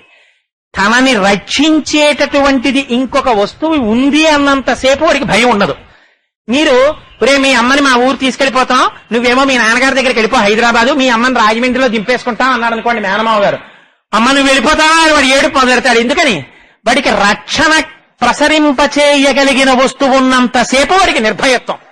నిర్భయత్వం ఎప్పుడు వస్తుంది? మనస్సుకి ప్రశాంతత ఎప్పుడు వస్తుంది? అది అమ్మలోంచి వస్తోంది. అలా అసలు మనిషికి నిర్భయత్వము, మనిషికి ప్రశాంతత అన్నవి ఎక్కడి నుంచి వస్తాయో తెలుసా అండి? డబ్బులోంచి రావు. ఎంత డబ్బు సంపాదించి తెచ్చి దాచేయండి, భయం వస్తుంది అందులోంచి. అధిక ధనం భయాన్ని తీసుకొస్తుంది. అమ్మో ఎవడొస్తాడో, ఏమడుగుతాడో, లేకపోతే రేపు పొద్దున్న ఎవడు రైడింగ్కి వస్తాడో, ఎవడు పట్టుకుపోతాడో, ఇదే బెంగ, దీన్ని ఎక్కడ దాచాలో అని. అందుకని అసలు ఆనందము, తృప్తి అనేవి ఎక్కడి నుంచైనా వస్తున్నాయి అంటే కేవలము భగవంతుని యొక్క భక్తిలోంచి మాత్రమే వస్తాయి. ఆ భగవంతుడు ఎక్కడున్నాడు? నువ్వు పిలిస్తే తప్ప రాని వాళ్ళు మిగిలిన వాళ్ళు. నువ్వు రోజు పిలిచే భార్య, నువ్వు పిలవగానే వచ్చే భార్య ఒకనాడు నువ్వు పిలిస్తే పలకడానికి వీలు లేనంత దూరంలో ఉండొచ్చు. నీ కొడుకు నీ పక్కన ఉండకపోవచ్చు, నీ కూతురు నీ పక్కన ఉండకపోవచ్చు, కానీ సర్వకాలముల యందు నువ్వు పిలవగానే పలకడానికి సిద్ధంగా అమ్మ కన్నా అతి చేరువలో ఉన్నవాడన్నవాడు ఎవరైనా ఉంటే ఎవరో తెలుసా అండి? భగవానుడొక్కడే ఉంటాడు. ఇది ఎక్కడుంటాడు? నివార శోకవత్తన్వి పీతాభాస్వత్యనూపమా, ఇక్కడే ఉన్నాడు ఆయన. నువ్వు ఏం పిలు, నీకు ఎంత ఓపిక లేకుండా మనస్సు లోపల ఒక్కసారి ఆ నామస్మరణ చెయ్యి, వాడికి వినపడుతూనే ఉంటుంది, వాడు తృప్తి పొందుతూనే ఉంటాడు. ఆ భక్తి ఉన్న చోట పరిస్థితి ఎలా ఉంటుందో శంకరాచార్యులు వారు శివానంద లహరిలో చెప్తారు. ఆనందాశ్రుభిరాతనోతి పులకం నైర్మల్యతశ్చాదనం వాచా శంఖముఖస్థితైశ్చ జఠరా పూర్తిం చరిత్రామృతై రుద్రాక్షైర్భసితేన దేవ వపుషో రక్షాం భవద్భావనా పర్యంకే వినివేశ్య భక్తి జననీం భక్తార్భకం రక్షతి అంటారు. అమ్మ పిల్లవాణ్ణి తీసుకొచ్చి హాయిగా పడుకోవడానికి కావలసినటువంటి మంచం మీద చక్కగా పడుకోబెడుతుంది, ఓ బొంతేస్తుంది, మెత్తగా పిల్లాడికి ఒంటికేమీ గుచ్చుకోవట్లేదు అన్న స్థితి వచ్చిన తరువాత అప్పుడు మెత్తటి బట్టలు వేసి అప్పుడు పిల్లవాడిని పడుకోబెడుతుంది. అలా లోపల భక్తి అన్నది ఒకటి ఉందా? ఒకటి ఉంటే అది సర్వకాలముల యందు మిమ్మల్ని దేని యందు ఉంచుతుంది? అది భగవంతుని యొక్క గుణములను గురించి ఆలోచించడం వైపుకి నింపుంచుతుంది. భయం కాని, ఉద్వేగం కాని, కోపం కాని, క్రోధం కాని, లోభం కాని, మదం కాని, మాత్సర్యం కాని ఎక్కడి నుంచి పుట్టాలి? మనస్సులోంచి పుట్టాలి. మనస్సు జగత్తు వైపు ప్రసరించి ఇతరుల గురించి ఆలోచించడం మొదలెట్టింది అనుకోండి, ఎప్పుడూ గుణభేదాన్ని చూస్తూనే ఉంటుంది. వాడు నాకన్నా ఎక్కువ ఉన్నవాడనో, వాడు నాకు మేలు చేశాడనో, వాడు నాకు కీడు చేశాడనో ఏదో ఆలోచించుకొని ఒక్కొక్కరు చూడండి ఇంట్లో 1973లో నేను సర్వీసులో ఉండగా నాకు వాడు చేశాడు అపచారం, నిజంగాను తలుచుకుంటే ఒళ్ళు మండిపోతుందని ఇప్పుడు ఇలా వణికిపోతుంటాడు.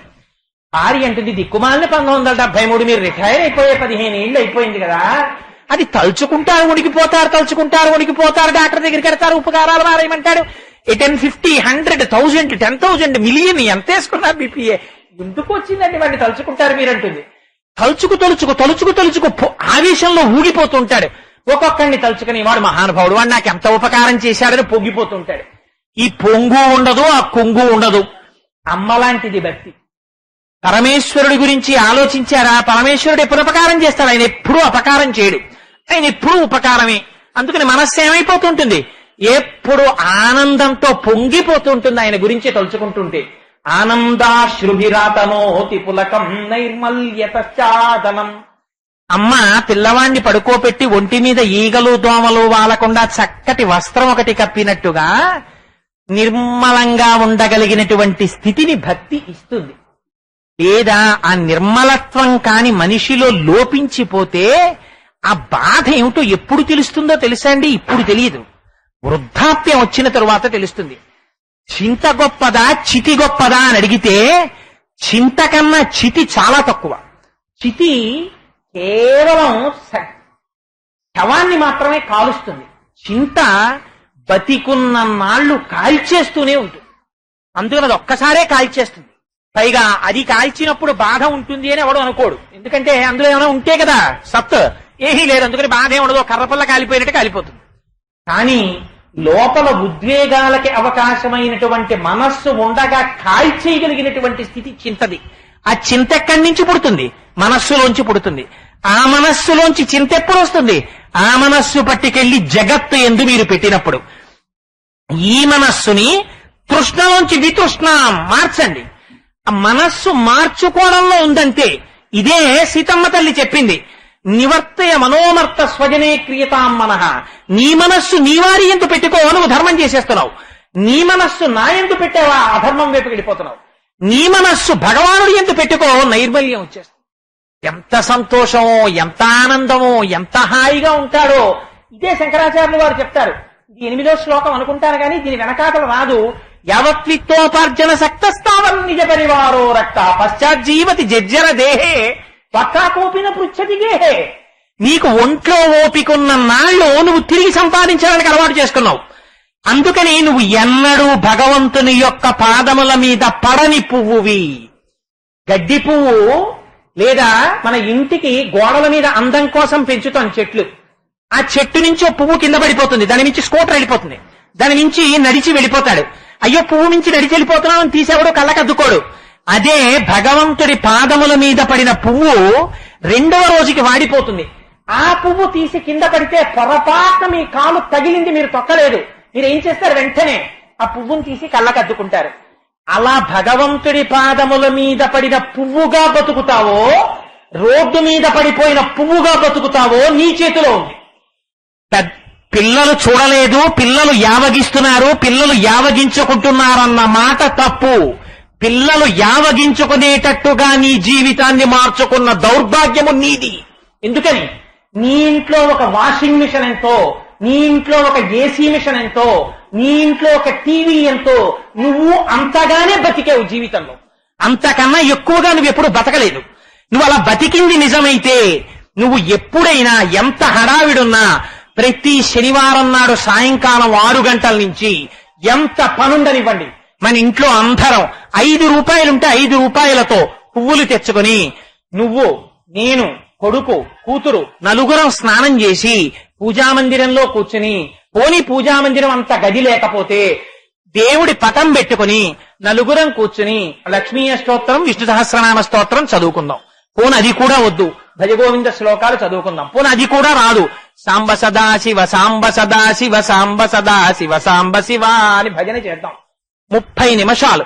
ఇంకా ఏ ఇతర పనికి మనం కేటాయించద్దు అని 30 నిమిషాలు తన పిల్లలతో కలిసి భజన చేసి 5 రూపాయల పువ్వులు తీసి భగవంతుడి పటాల మీద వేసి, ఒరే మనం జీవితంలో ఒక్కరోజు పరమాత్మ కైంకర్యానికే వాడదాం, ఇవాళ రాత్రి ఇది ఒక సమాధి స్థితి అనుకుందాం, అనుకుని మనం చాలా సాత్వికమైన ఆహారమే తీసుకుందాం అని 2 పళ్ళు తిని 1 గ్లాసు పాలు తాగి రాత్రి కూడా భగవానుడికి నమస్కారం చేసి పడుకుని, నువ్వు నోరు విప్పి ఎప్పుడు పెద్దల గురించి మాట్లాడినా చులకన చెయ్యకుండా నువ్వు మాట్లాడి, నీ తండ్రి తద్దినం నువ్వు పెట్టి, నీ అమ్మ తద్దినం నువ్వు పెట్టి, 10 మందికి సేవ నువ్వు చేసి, నీకు ఉన్న దాంట్లో ఉత్సవాలు అవుతున్నాయన్న నాడు నీ శక్తికి తగినట్టు 10, 15 నువ్వు ఇచ్చి, సంవత్సరానికి ఒక్కసారి తిరుమల లాంటి క్షేత్రానికో శ్రీశైలానికో వెళ్లి పవిత్రంగా గడపడం నీకు అలవాటైతే, నీ వెనకాతలు ఉన్న పిల్లలకి నువ్వు ప్రత్యేకం మోరల్ క్లాసెస్ చెప్పక్కర్లేదు.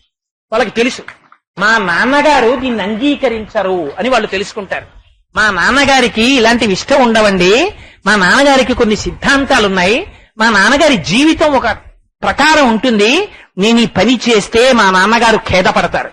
మా నాన్నగారి హృదయం స్వచ్ఛమైన పువ్వు, ఆయన హృదయము ఖేద పడిందా నన్ను ఈ ప్రపంచంలో ఎవ్వరూ ఉద్ధరించలేరు. మా నాన్నగారి మనస్సుని ఆనందపరచలేని నా జీవితం కాదు అని నీ కొడుకు నువ్వు చెప్పకుండా నిన్ను అనువర్తించి నడుస్తాడు. నేను చూశా ఒక కుటుంబాన్ని, రాజమండ్రి దగ్గర ఉన్న ఒక పల్లెటూరులో ఎలిమెంటరీ స్కూల్ మాస్టర్ చేసేవారు మహానుభావుడు. ముగ్గురు కొడుకుల్ని తను చాలా ధర్మబద్ధమైన జీవనం చేస్తూ తను సంపాదించిన దానిలో గేదెలు కాసుకునేటటువంటి పిల్లల్ని ఆయనకి హస్త సాముద్రికం బాగా తెలుసు. చేతులు చూసి ఒరేయ్ మీరు పెద్ద పెద్ద ఆఫీసర్లు అవుతారా అని వాళ్ళని తీసుకొచ్చి తనకి కలిగిన దాంట్లో తను ఏం తింటున్నారో అది ఆ పిల్లలకి పెట్టి తను పడకుర్చీలో పడుకుని ఈ 10 రూపాయలు గేదెలు కాసుకుంటే వచ్చే డబ్బు తల్లిదండ్రులకి ఆయనిచ్చి 2 పిల్లల్ని పోషించి పెద్ద చేస్తే ఒక ఆయన పెద్ద వ్యాపారవేత్త ఇంజనీర్ అయ్యాడు, ఒక ఆయన అసిస్టెంట్ ట్రెజరీ ఆఫీసర్ గా రిటైర్ అయ్యాడు. నేను ఒక రోజున వాళ్ళ ఇంటికి వెడితే ఆయన ఫోటో దీపం పెట్టి వాళ్ళ పూజా మందిరంలో ఉంది. ఆయన లేని ఇవ్వాలి. ఏది సంస్కృతి, ఏది ఆస్తి మిగిలిపోయింది. ఎంత డబ్బు ఆయన సంపాదించాడని ఇవాళ ఆయన పేరు ప్రపంచంలో మిగిలిపోయింది. ఇంకొక కుటుంబంలో ఒక మహాపురుషుడు 3 కొడుకులతోటి రాజమండ్రి పుష్కరాలు జరిగితే ఒకసారి నేను మా అమ్మగారిని తీసుకుని వెడితే కృష్ణానది పుష్కరాలు కిందటిసారి పుష్కరాలకి వెళ్లేటప్పటికి ఆయన మాకు బాగా పరిచయం ఉన్నవాడు. ఆ పుష్కరాల్లో ఆయన 3 కొడుకులు కూర్చుని సంధ్యావందనం చేసుకుంటున్నారు. పొంగిపోయాం చూసి. ఏమి కాపట్యం లేదు. నోరు విప్పి మాట్లాడితే అదొక వ్రతం. ఒకళ్ళ గురించి తప్పు మాట్లాడడం కాని, ఒకడు నాశనం అయిపోవాలని కాని అసలు ఆ నోటి వెంట వచ్చేది కాదు. వాడా బాగున్నాడురా అనేవారు. ఒక్కొక్కడి నోటి మాట చూడండి ఎంత ఆశ్చర్యంగా ఉంటుందంటే, ఒక 5 ఏళ్ల తర్వాత మనం కలుసుకుని 3వ వ్యక్తి ప్రస్తావన వచ్చిందనుకోండి, ఆయన ఇంకా బతికున్నాడా అంటారు. ఆయన ఇంకా బతికున్నాడా ఏంటి? ఇంకొకడు అంటాడు ఆయన కులాసాగా ఉన్నారా అంటాడు. ఇద్దరూ ఆయన క్షేమం గురించి అడిగారు. కానీ వాక్కులో తేడా, లోపల ఉన్న గుణంలో తేడా. లోపల నుంచి రజోగుణ ప్రచోదనం, తమోగుణ ప్రచోదనం చూడండి ఎలా వస్తోందో. రాక్షసుడు అయిపోతున్నాడు. ఒక్కొక్కడు నోరి విప్పితే ఏమంటే మీకు అంత అపకారం చేశారు కదండి ఆయన అన్న అంతే. మనం ఓన్లిద్దరు ఏదో భగవంతుడి సంఘటన, నా చేసుకున్న పాపం అలా పోయింది, ఆయన దోషం ఏముంది అందులో, ఏదో జరిగిపోయింది కానివ్వండి అని సర్వే జనాః సుఖినో భవంతు. ఆయన గొడవ, ఆయన భగవానుడు, ఆయన ఆలోచనలు, ఇది ఏమైపోతుంది? పూజా పుష్పం అయిపోతాడు. అయిపోతే ఏమవుతుంది? వితృష్ణ. అందుకే రామకృష్ణ పరమహంస ఒక గొప్ప విషయం చెప్పేవారు. పాలు తోడుకోవాలి అంటే పాల గిన్నె కదపకూడదు. పాలు తోడు పెట్టి పెరుగేసి మీరు అస్తమానం పావుగంటకోసారి వెళ్ళి పెరుగైందో లేదో అని ఇలా గిన్నె తీసి చూశారనుకోండి, అది తోడుకోదు. అందులో ఏం చేయాలి? పెరుగేసిన తర్వాత అలా వదిలేయాలి దాన్ని కాసేపు. ఎప్పుడు తోడుకుంటుంది పాలు? పాలు కాచి చల్లారినప్పుడే తోడు పెట్టాలి. కాచి చల్లారి పొంగి చల్లారే గుణం ఎప్పుడు ఉంటుంది? యవ్వనంలో ఉన్నప్పుడు ఉంటుంది. పొంగగలదు, చల్లారగలదు, లోపల శక్తి ఉంది. అంతేకాని నేను ఎప్పుడో పాలు ఫ్రిడ్జ్ లో మర్చిపోయామన్నవి తోడు పెడితే పుల్ల పెరిగి వస్తుంది అందులోంచి. ఇప్పుడే ఎందుకండి పురాణాలు, ఇప్పుడే ఎందుకండి భజగోవిందం అవన్నీ? రిటైర్ అయిపోయిన తర్వాత హాయిగాను ఓ 2 ఏళ్లు సుఖంగా మా అబ్బాయి దగ్గరికి, మా అమ్మాయి దగ్గరికి, మా అల్లుళ్ళ దగ్గరికి తిరిగేసి వచ్చేసిన తర్వాత అప్పుడు వచ్చి కూర్చుని కృష్ణారామ అనుకుంటూ హాయిగా కాలం గడిపేస్తానంటాడు. ఏమిటి వీడి బుర్ర?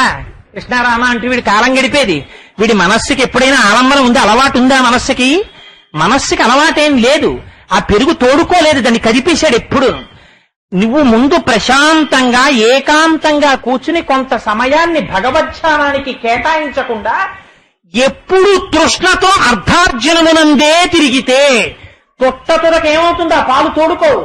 తోడుకోని పెరుగు చిలకడానికి పనికిరాదు. తోడుకోని పెరుగు తీసుకొస్తే కవ్వం పెట్టి చీకేవాళ్ళెవరు? అది పెరుగే కాదు. ఇంకా నువ్వు రిటైర్ అయిపోయిన తర్వాత పడుకుంటే అందులో స్మరణ చేయడానికి చిలకడానికి ఏముంది కనుక? ఏం లేదు. పడుకున్నా వీడికి ఏం గుర్తొస్తుంటే అప్పుడు అంత తీసుకొచ్చి యూనియన్ బ్యాంక్ ఆఫ్ ఇండియాలో అకౌంట్ వేసి పెద్ద అబ్బాయికి ఇచ్చాను. వాడేమో ఉంది కదా అని చెప్పి అక్కడెక్కడో స్థలం కొనేస్తానన్నాడు. 2000 గజం 3000 కొనేస్తాడో ఏమిటో. కాబోలు సీతారామయ్య గారికి చెప్తే ఆయన కొంచెం చీప్ గా ఇప్పిస్తాడేమో. ఒరే ఆ కార్డ్లెస్ పట్టారా, సీతారామయ్య గారికి ఫోన్ చేస్తాను, ఒరే ఒకసారి దొరగారితో మాట్లాడదాం, దొరగారు ఏమైనా చీప్ గా ఇప్పిస్తారేమో. దిక్కుమాలిన ఆలోచన, ఎప్పుడూ ఇదే ఆలోచన. అప్పుడు వెళ్ళినా కూడా ఒక ఆయన ఎంత దారుణంగా రాశాడో తెలుసా అండి? ఒక తండ్రి కొడుకుతో కలిసి పుణ్యక్షేత్రానికి వెళ్ళాట. వెడితే కొడుకు, నాన్నగారండి మీరు మెల్లిగా రండి భోజనానికి, నేను గబగబా వెళ్ళి వాళ్ళ దగ్గర టికెట్లు పుచ్చుకుంటాను అన్నట్ట. అంటే తండ్రి అన్నట్ట, ఎందుకురా గబగబా వెళ్ళి పుచ్చుకోవడం, నేను వస్తాను, వచ్చిన తర్వాత వెడదాం భోజనానికి, అక్కడ డబ్బులు ఇచ్చుకుంటారా భోజనానికి అని అడిగాడు. అడిగితే అబ్బాయి డబ్బులు ఏం పుచ్చుకోరు నాన్నగారు, అది ఉచిత సత్రం, అందుకని నేను వెళ్ళి టికెట్లు పుచ్చుకోవాలండి ముందు మాత్రం, అందుకని వెడతానని గబగబా వెళ్ళి ఓ 100 రూపాయల కాగితం ఇచ్చి 25 రూపాయలు ఏదో భోజనం, ఓ 2 టికెట్లు పుచ్చుకుని అయ్యా మీరేమనుకోకండి, నా వెనకాతల కాసేపటికి మా నాన్నగారు వస్తారు, వారి చేతిలో ఈ 50 రూపాయలు పెట్టి అయ్యా మీరు మా హోటల్లో భోజనం చేయండి అని చెప్పండి అంటే, అదేమిటండి ఎందుకు టికెట్ కొన్నారు కదా పెడతారు భోజనం, మళ్ళీ నేను ఎందుకు ఈ 50 ఆయన చేతిలో పెట్టడం అంటే, మా నాన్న జీవితం అలా అలవాటు అయిపోయిందండి, చేతిలో ఏదైనా పెడితే తప్ప తన అన్నం కూడా తను తిండవాడు. అందుకని ఇప్పుడు నేను తీసుకొచ్చాను కదా ఏదో పుష్కరాలని, అందుకని బాబు నేను ఇచ్చానని చెప్పకుండా ఈ 50 ఆయన చేతిలో పెట్టి అయ్యా భోజనం చేయండి అనండి, ఆ 50 నాకు ఇచ్చి సంతోషంగా తింటాడు బాబు. ఎక్కడి నుంచి వస్తుంది మనస్సుకి? తినమంటే తింటాడా, మునగమంటే ములుగుతాడా? ఇంద్రియాని బలిష్టాని నియుక్తాని మానదా అపక్వస్య ప్రకుర్వంతి వికారాం స్థాననేకశః భ్రమన్ సర్వతీర్థేషు స్నాత్వా స్నాత్వా పునః పునః నిర్మలం న మనోయావత్ తావత్ సర్వం నిరర్ధకం అంటాడు వ్యాసుడు దేవీ భాగవతంలో. ఎన్ని తిరిగితే ఏమిటి, ఇక్కడ శుద్ధి కలగదు. శుద్ధి కలగనప్పుడు నువ్వు వెళ్ళి ఆ చిట్ట చివరి వయసు అయిపోయిన తర్వాత నిన్ను తీసుకెళ్లి పాడైపోయిన వాషింగ్ మిషన్ ని పారేసినట్టు, పాడైపోయిన టీవీని పారేసినట్టు తీసుకెళ్లి నీ వాళ్ళు కూడా, ఎందుకంటే అంతకన్నా గొప్ప స్టేటస్ నువ్వు మెయింటైన్ చేయలేదు. ఒక తండ్రిగా ఎప్పుడూ కొడుకుని కూర్చోపెట్టుకుని ఓ పూజ చేయించలేదు. ఒక తండ్రిగా నీ బిడ్డలతో కలిసి ఒకనాడు తిరుమల క్షేత్రానికి వెళ్ళలేదు. ఒక తండ్రిగా నీ బిడ్డలతో కలిసి భోజనం చేస్తూ భాగవతం గురించి, ఒక పోతన గారి గురించి, ఒక కాళిదాసు గురించి, ఒక త్యాగరాజు గారి గురించి అందమైన మాటలు 4 నువ్వు చెప్పలేదు. నీ కొడుకు ముందర నీ తల్లిదండ్రుల్ని కించపరిచి మాట్లాడావు. నీ అత్తమామలకి 10 రూపాయలు ఇచ్చి బట్టలు పెట్టడానికి కించపరిచి మాట్లాడావు. వీడికి గుండెపోటు వచ్చి ఇప్పుడు పిలుస్తున్నాడు, మా నాన్న వెళ్ళి 1,00,000 రూపాయలు ఇవ్వాలని ఉంది, 80 ఏళ్ళు వచ్చి ఆపరేషన్ చేసుకోకుండా చచ్చిపోతే నష్టం వచ్చిందా, ఎక్కడి నుంచి తెస్తాను 1,00,000 రూపాయలని విసుక్కున్నావు. విన్నాడు నీ కొడుకు ఇవన్నీ. ఇవాళ నీకు కూడా నీ కొడుకు చెయ్యమంటే ఎక్కడి నుంచి చేస్తాడు? నువ్వు భగవంతుడి పాదముల మీద పడ్డ పువ్వువి కావు, నువ్వు రోడ్డు మీద పడిపోయిన పువ్వువి. నువ్వు తొక్కడానికి పనికొస్తావు తప్ప కళ్ళకడ్డుకోవడానికి పనికిరావు. యావత్విత్వోపర్జన శక్తస్తావర్ నిజ పరివారో రక్త. ఎంత కాలం నువ్వు సంపాదించావో, పని చేసినంత కాలం వాషింగ్ మిషన్ వాడబడినట్టు, పనికొచ్చినంత కాలం టీవీ వాడబడినట్టు, నువ్వు సముపార్జనించినంత కాలం నీ వెంట వాళ్ళు ఉంటారు. నువ్వు అది అలవాటు చేసావు వాళ్ళకి. ఇవాళ ఇంకా నీ శరీరం సంపాదించడానికి పనికిరాదు. ఆ టీవీ పనికిరాకపోతే తీసుకెళ్లి పొరట్లో పారేసినట్టు, వాషింగ్ మిషన్ బాల్కనీలో పెట్టేసినట్టు, నీకు కూడా 4 పరదాలు కట్టి ఒక చిన్న గది ఒకటి పక్కన బాత్రూమ్ ఉన్నదాన్ని కేటాయిస్తారు. కేటాయించి నువ్వు అందులో పడుకుంటే సమయమంతా వృధా చేసేసుకున్న తర్వాత ఇప్పుడు నీ మనస్సుని పట్టుకెళ్లి భగవంతుడి దగ్గర పెట్టగలనని అనుకుంటున్నావేమో. అలవాటు ఉంటేనే వెడుతుంది మనస్సు. దానికి ఉన్న గొప్ప చిత్రం ఏమిటో తెలుసా అండి? దానికి అలవాటు అయిందా అది ఎప్పుడూ అక్కడే ఉంటుంది. మీరు సుఖంలో ఉండండి అక్కడే ఉంటుంది, మీరు దుఃఖంలో ఉండండి అక్కడే ఉంటుంది, ఏది చేసినా అక్కడే ఉంటుంది. ఆ అలవాటు లేదు.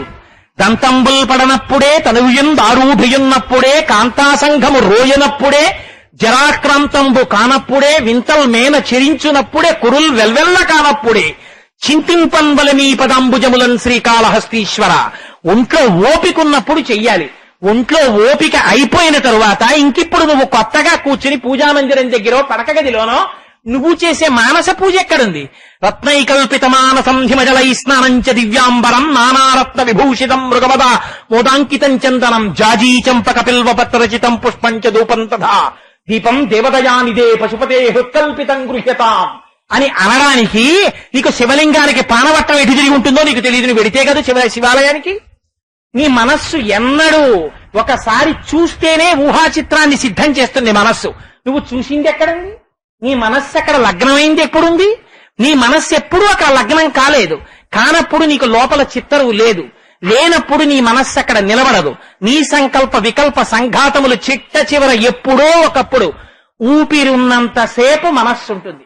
ఈ మనస్సు ఎప్పుడూ ఆలోచనలు చేస్తూనే ఉంటుంది. తుట్టతుదన ఎటువంటి స్థితిని పొందుతాడో తెలుసా అండి? ఆకర్ణధన్యాహ అంటారు లలితా సహస్రనామ స్తోత్రంలో.